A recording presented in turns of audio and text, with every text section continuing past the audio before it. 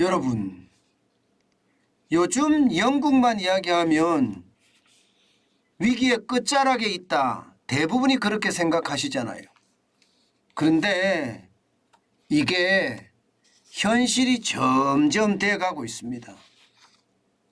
그만큼 상황이 굉장히 어렵다는 이야기입니다. 일반적으로 말입니다. 생활비 재앙 내지는 생활비 위기라고 이야기하는 것은요, 물가 상승이 소득을 앞지른다 이런 말이잖아요. 그래서 뭐 음식을 사 먹는다든가 혹은 난방을 한다든가 했을 때 어려움을 겪는 것, 이게 생활비 재앙의 시작입니다. 그런데 지금 경제 분석가들은요, 영국이 지금 현재 생활비 위기를 겪고 있다, 생활비 재앙이 닥쳤다, 이렇게 분석을 합니다. 왜냐고요? 여러분 이거 한번 보세요. 연간 평균 난방비와 연료비입니다. 연간 평균입니다. 예, 220만 원에서 우리 돈으로 하면 400만 원 정도 됩니다. 이게 말이 220만 원이지, 여러분도 알다시피 220만 원이면 웬만한 사람 한 달 월급입니다. 그러니까 전기료로 난방비로 한 달 월급이 나간다? 400만 원이면 굉장히 높은 월급이죠. 이렇게까지 나간다는 것은 여러분, 결국 말입니다. 지금 영국은 그 어느 때보다 위기를 겪고 있다, 이렇게 이야기를 합니다. 그만큼 말입니다. 이게 난방비와 연료비가 굉장히 많이 들어간다는 거예요. 심지어 말입니다. 이번 달에는 이 난방비와 연료비를 적어도 80% 가까이 올리려고 했었습니다. 그런데 이게 국민들의 반대에 부딪혔죠. 이대로 가면 생활비 재앙이 되는데 이렇게 해서는 안 된다. 그래서 정부가 한 발 물러선 겁니다. 그 대안으로 향후 2년 동안 에너지 가격을 최대 2,500파운드, 그러니까 400만 원 선이죠. 우리 돈으로 400만 원 선으로 제한을 하겠다, 이렇게 이야기를 했습니다. 그만큼 말입니다. 난방 연료비가 많이 올라간다는 뜻입니다. 그런데 이게 난방 연료비만 많이 올라가느냐? 아니에요. 이것은 생활비 재앙의 극히 일부분이라고 영국인들은 이야기합니다. 당장 말입니다. 우유 가격만 하더라도 지난해 9월에 1파인드당, 이게 한 파인드면 570ml 정도 된다고 합니다. 55펜스, 우리 돈으로 870원 정도 했었거든요. 그런데 딱 1년이 지나서 지금은 95펜스예요. 95펜스. 그러면 1,503원 정도 됩니다. 엄청나게 올랐죠. 거의 2배 가까이 올랐죠. 우유가 말입니다. 우유가 거의 2배 가까이 올랐습니다. 그러면 생활비가 지금 다른 것도 다 오른다는 이야기가 되는 거잖아요. 다 오른다.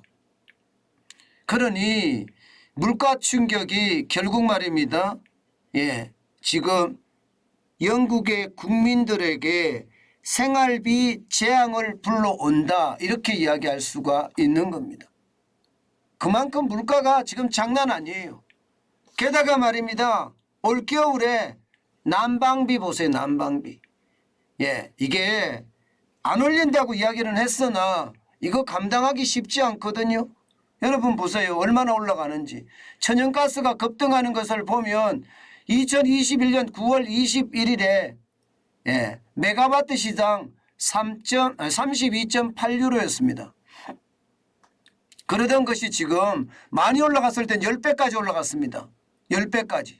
320유로가 넘었었으니까요.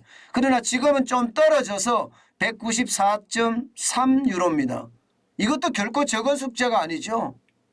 적은 숙제가 아닙니다. 이게 6배 이상으로 늘었으니까 말입니다. 그러니 이렇게 되면 여러분, 생활비 재앙을 막는다 하더라도요.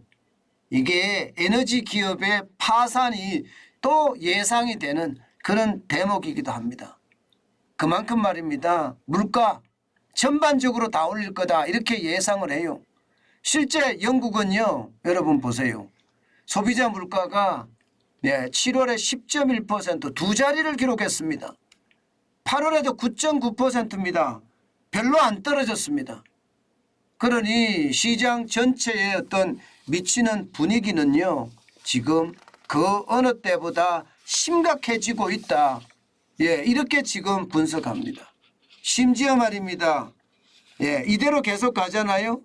그렇게 되면 생활비 지향, 쉽게 말하면 생활비를 걱정하는 사람들이 점점 늘어날 거라는 거예요.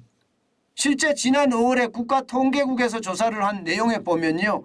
영국의 성인의 77%가 생활비 위기를 걱정하고 있다. 그리고 52%가 에너지 사용을 줄이기 시작했다. 이렇게 답을 했습니다.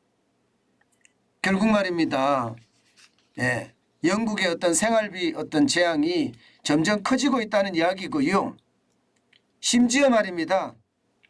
영국 내 100만 명 이상이 100만 명 이상 그것도 성인이 먹을 음식을 살 여유가 없는 날이 한 달에 최소 하루 이상이었다. 이렇게 얘기합니다. 한 달에 최소 하루 이상.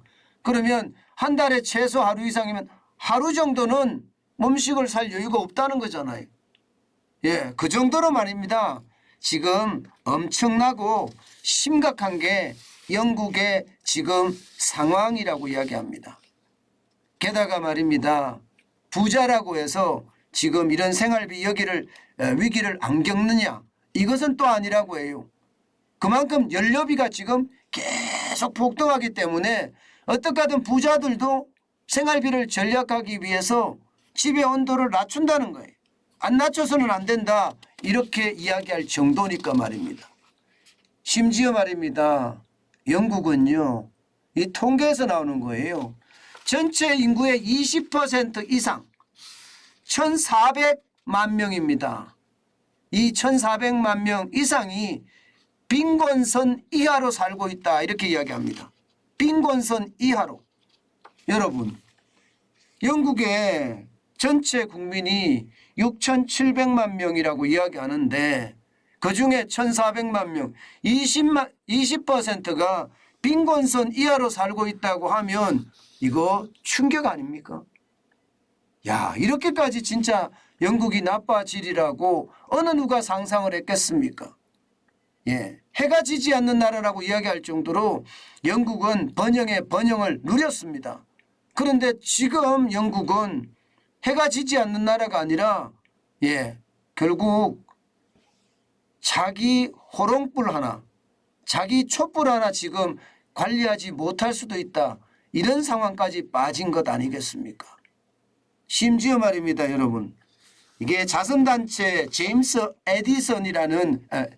앤더슨이라는 디퍼의 어떤 이 장이 뭐라고 이야기했나 하면요. 저는 이거를 보면서 지금까지 제가 선진국에서 이런 일이 벌어지나 이런 생각을 하게 됐습니다. 이번 겨울에는요. 많은 사람이 음식과 난방 중 하나를 선택해야 할 것입니다. 많은 사람이 죽고 고통을 받을 것입니다. 힘들다고 호소하는 전화를 수없이 많이 받았습니다. 세상에 이런 일이 벌어집니다. 영국에서 말입니다. 그만큼 말입니다. 지금 영국의 상황, 다시 말해서 선진국의 상황도 결코 좋지 않다는 겁니다. 그러면 여러분, 신흥국이나 저개발국은 상황이 어떨까요? 영국이 이럴진데 신흥국이나 저개발국은 상황을 말해 못하겠습니까? 세계 인구 전체 중에요. 기아에 노출된 사람들, 이 배고픔에 노출된 사람들이 1억 명을 훨씬 넘는다고 하잖아요. 그만큼 말입니다. 생활비 재앙은요. 영국뿐만 아니라는 거예요. 대한민국이요? 대한민국도 아니라고 생각을 하죠. 영국이 이렇다면요. 우리도 마찬가지예요. 우리도 말입니다.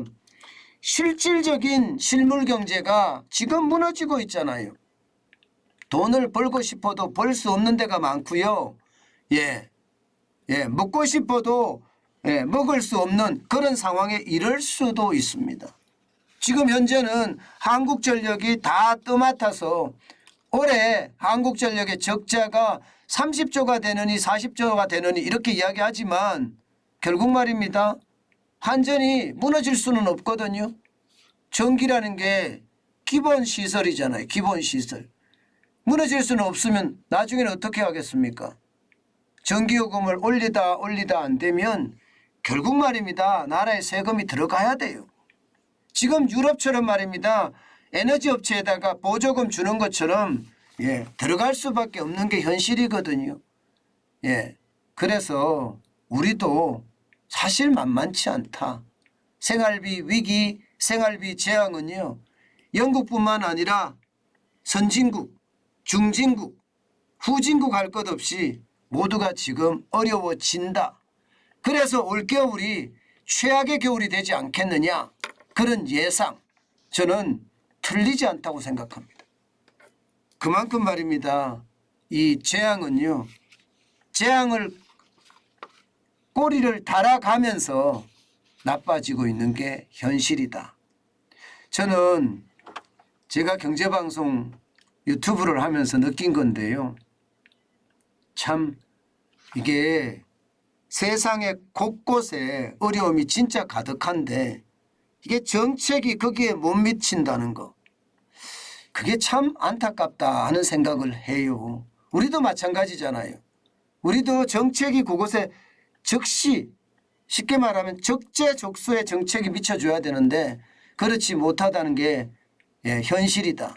그만큼 위기 상황이 고조되고 있다는 뜻입니다.